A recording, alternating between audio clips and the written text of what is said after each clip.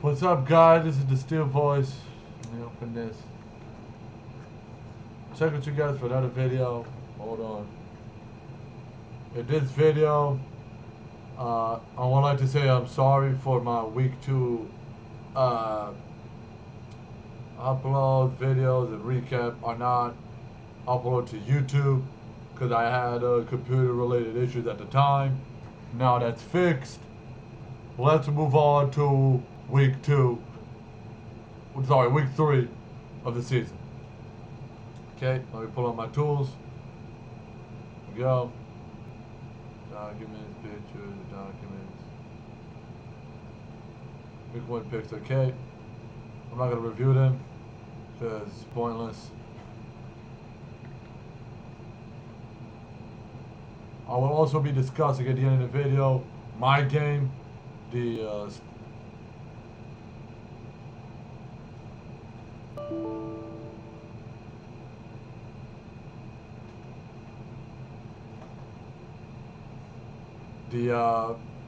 what is it, the Steelers and the 49ers, I think it is? Yeah, I think it is that. I'll be discussing at the end of the video. So, let's move on to schedule.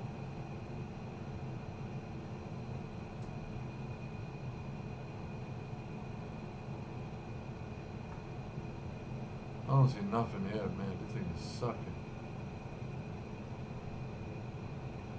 The info is only freaking slow.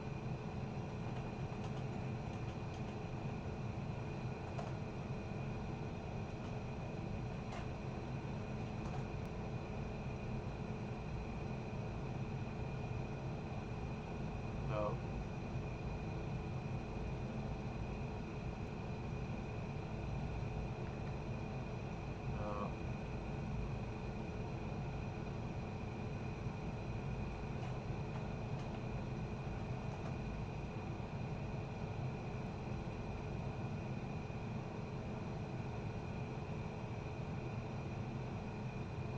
No.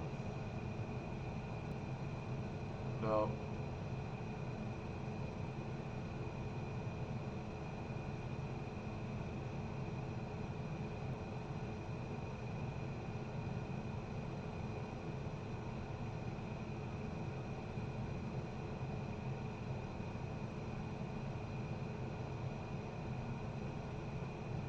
Sorry, guys. Okay, let's move on. Sorry for the delay. Let's move on. NFL Week 3 games.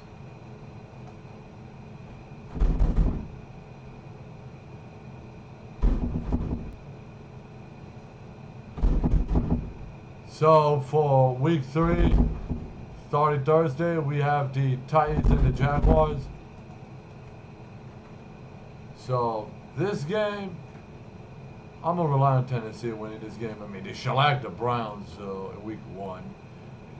They lost against the Colts by a miracle. So I don't know. I got the Titans winning this one for Thursday. Moving into good old Sunday. We have Dolphins and the Cowboys. This is easy, Cowboys. I'm sorry, the Dolphins. Y'all got blown out twice in a row. Like, y'all ain't even a challenge. Bills and the Bengals. I see the Bengals go. Bengals and the Dolphins. I see them both going 0-3. So I got the Bills. Where is this game? Rudolph Wilson. Okay. I got the home team winning this one. Is this the home? Sorry, I gotta erase it. It's gonna be.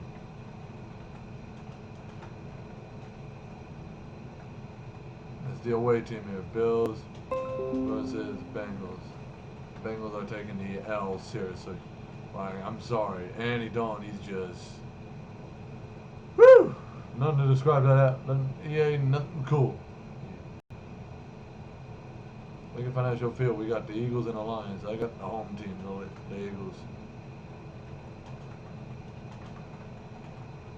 The Eagles look like they just had a.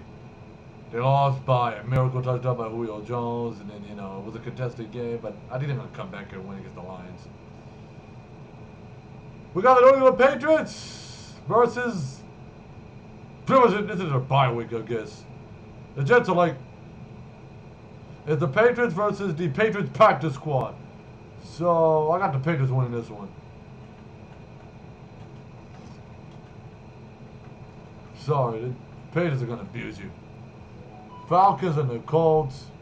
I'm not sure if I have any like that much faith in the Colts. Colts won 1-1. I got the Falcons pulling the upset on the away. This is away too. No, it's home. On the away front, I got the Colts losing to the Falcons. Raiders and the Vikings. Oof. Kirk Cousins almost came back and won the game, thanks to the stop by the defense. So I really got the Vikings back here at home.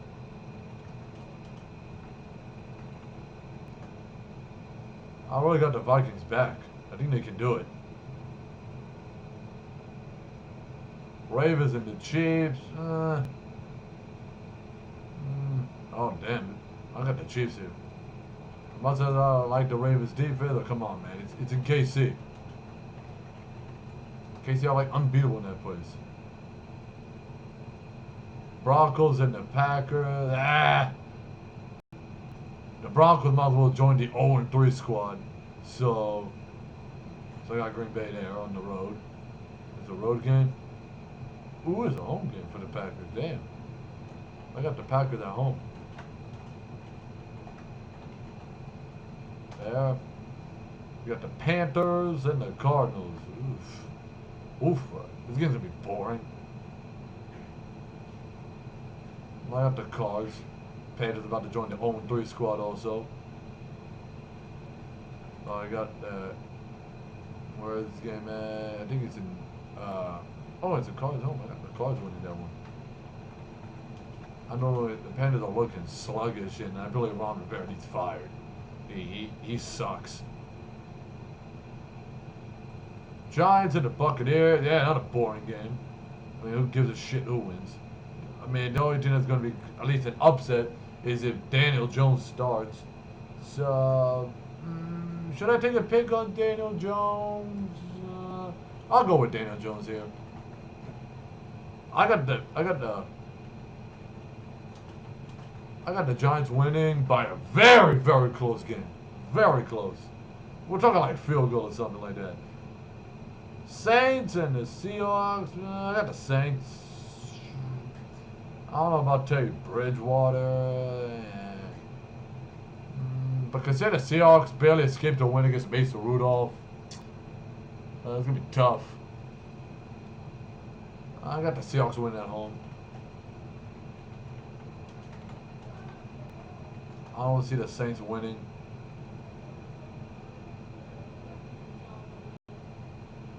I don't see the Saints are winners. Texans and the Chargers. I got the Chargers pretty much. Where is it? Chargers at home. I don't know. The Texans are looking like they don't know what direction to go. Still to the $4. I'll skip that game. I'll skip that. Rams and the Browns. Rams and the Browns. I got LA on the road, so I got the Browns losing. I got LA on the road with this one. They just raped They just raped the Saints, and I don't want to hear the refs because it looked like more than just the refs had to deal with that game. The whole team fucked up. Sunday Night Football, we got the Bears and the Redskins. I got the Bears. I think that defense is going to help them win. I don't see the Redskins doing much. For Monday Night Football, we got... Oh, Rams and Browns, the Sunday night game. Shit. I must have messed up that one. Sorry. My picks don't change, though. I thought it ended. Sorry. Browns versus Rams. Monday Night Football. Let's back this up a bit. For Monday Night Football, like I said, I have the Bears. The Redskins look like hot garbage. This game is it's a home game, so I got Bears on the road. So I'm gonna do Reds. I put Skins versus Bears. The one in caps lock means the one who I picked to win. But the Steelers and the 49ers, I'm obviously gonna go with. I'm obviously gonna go with Pittsburgh on the road. So even though I predicted us to lose in my schedule opener against the 49ers, but we're in the situation right now. It's a must-win situation. So like I said, I gotta revert the prediction to a win for the Steelers. These are my picks for week 3. Holy shit. Let's hope everything succeeds. If it doesn't, we'll be in deep shit. Let me save as for week 3. Picks of 2019. Okay. Now we'll discuss the Steelers and the 49ers game.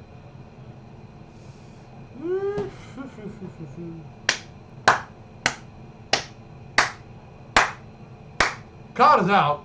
We know that. He'll eventually return. Well, the hell was Ben Roethlisberger's out for the season. I already discussed that. But something really surprising caught my eye that we got Minkah Fitzpatrick, which is he's a beast safety. I'm telling you that. In my opinion, it's a fact stating he's the top 10, top 5 young safety going into the league. Stats are showing it. Go look at Pro Football Focus. Everybody, the top 5 young safety going to the new generation of the league. I'm glad we got him. I believe he would play a very big effort. Not only just a safety, but he could play a slot corner, which is really also effective. But now, on the offensive ball, offensively, the game depends on that man, Mason Rudolph. He will be taking his first full start of the game, first full 4-quarter starts against the Niners on the road. Man, we better win. We have to win. I expect the coaches and the offensive coordinators to rally behind Mason Rudolph, and they need to show their extra coaching abilities because, like I said, Ben Roethlisberger is not here. He's done for the season with elbow injury. Hashtag recovery for 7. I've been saying that hashtag to make it spread, but I hope it does.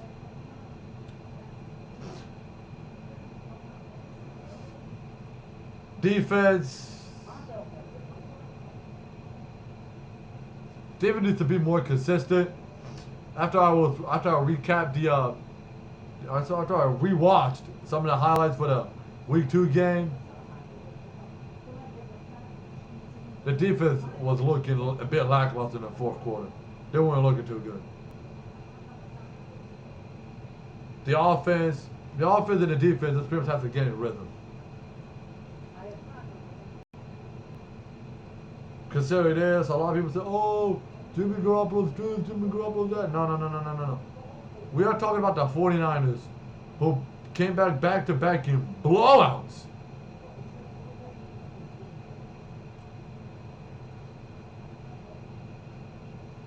They blew out the Bucks and they blew out the Bengals.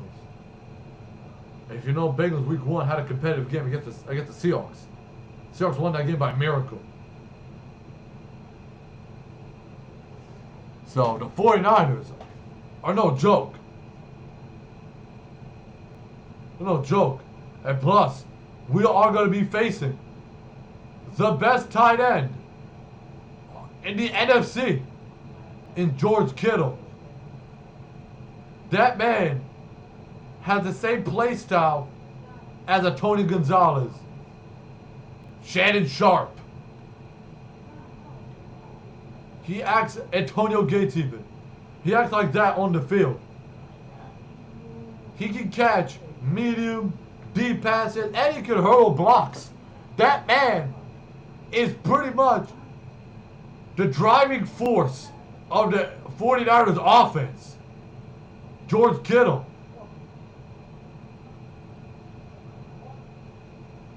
The best tight end in the entire NFC. You can look up any tight end in the NFC. Jimmy Graham, Tim Burton, Trey Burton, Greg Olsen, Zach Ertz, Blake Jarwin.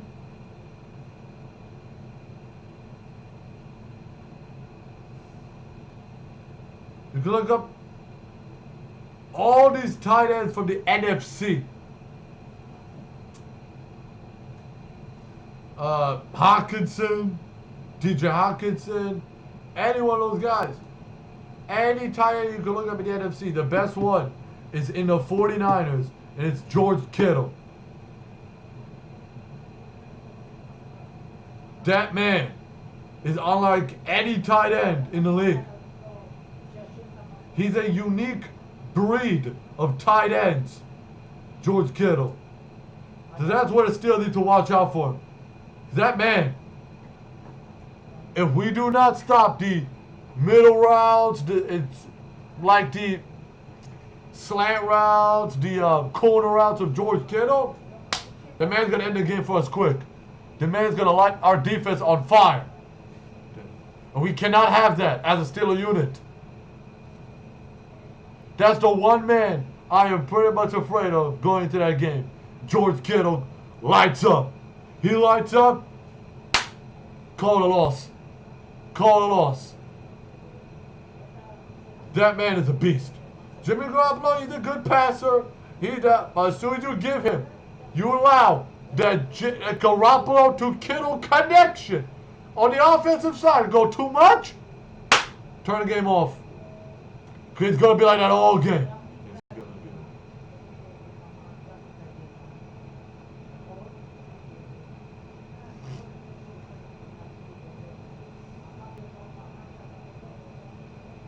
As for the receiver looks stout. The running backs look kind of good.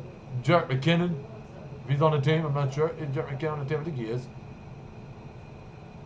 So like I said, we need to limit the run in Jerick McKinnon, but also we gotta not let the offensively, we cannot let the George Kittle Garoppolo connection get too much. We cannot have that. If we do, and I hope we don't, but if they get too much, like I said, game's a wrap. Game is a wrap. We cannot let that happen.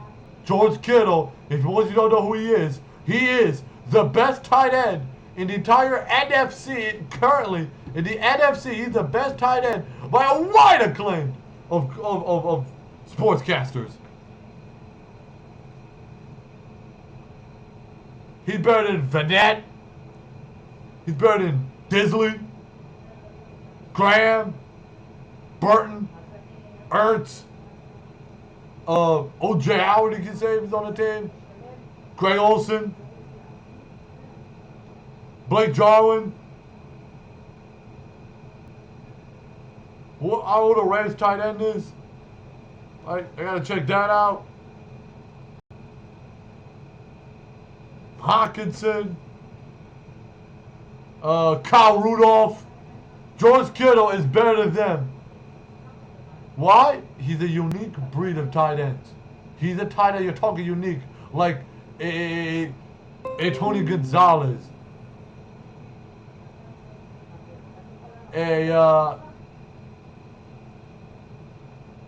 I said, a Tony Gonzalez, a Shannon Sharp, and Antonio Gates. He's a unique breed of tight ends. He can catch those medium routes very effectively, and he's a fast tight end. He's fast. So we cannot let the Jimmy Garoppolo, George Kittle connection get too much. If we do, he gives that connection to his tight end too much, it's going to be a very, very, very hard game to win. So I want the Steelers defense to stop George Kittle, make sure he limit George Kittle. I know it's going to be a hard thing to do, but limit it to as much as you can. Limit it. And stop the run. And we need an increased pass rush because sometimes he be doing those deep passes. Sometimes he be going to his receivers. That we need to keep our eyes on what the quarterback does. But most focusing, limit George Kittle and stop the run.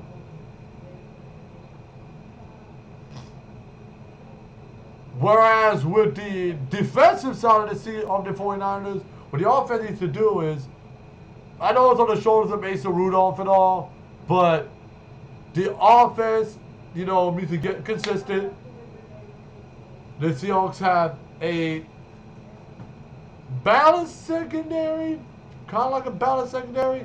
I expect the receivers to get open more, and I expect also to use the run game often. I know Randy Fiedler likes to rely on the pass game and stuff, but right now we gotta also rely on the running game too. We have to bring in a strong, very strong run game. If we don't, it's gonna be hard. It's gonna be hard for the offensively. We may make sure that does not happen. Okay. Before I leave, I would like to say, like, subscribe for updates, could bell notifications on my YouTube channel. I'm out now, so before I leave, I want everybody's hands in the air to go. I want everybody's hands in the air. On three, we say. On three, we say Steelers. On six, we say win. 1, 2, 3, Steelers. 4, 5, 6, win. Here we go, Steelers. Let's head to San Francisco, and let's get our first W. And let's not make our record even shittier. Okay?